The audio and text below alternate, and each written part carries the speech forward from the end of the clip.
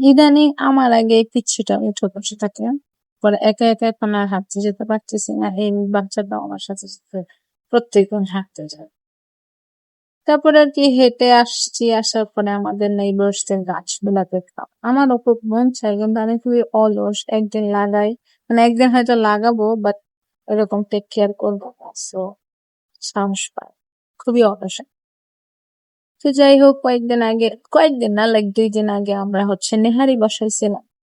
তো এটা আজকে সকালবেলা আমরা খাই। বিকজ নেহারি তো বলে 2-3 দিন আগ থেকে চাল কি খেলো না, খুবই মজা।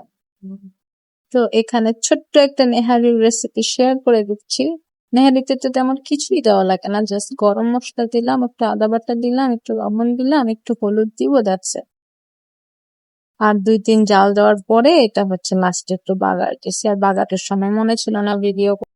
বাগারের সময় বেশি কিছু না, জাস্ট একটু তেলের মধ্যে একটু আদা কুচি দিয়ে দিছিলাম, এরপর পেঁয়াজটা একটু ভালো করে ভেজে নিচ্ছি, এরপর ধনিয়া পাতা, কাঁচামরিচ আর একটু জয়ত্রী একটু বেটে দিয়ে দিছিলাম, এই তো।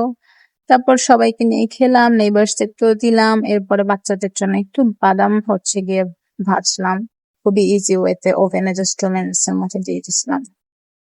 এরপর ঝাল ঘরে চলে যাই, হুদাই খাওয়া দাওয়া করতে 2 মিনিটের মধ্যে যাই, খাওয়া দাওয়া করে আবার 2 মিনিটস এর মধ্যে বাসায় চলে আসে। তো আজকের ভিডিওটা এই পর্যন্তই। Thanks for watching, by.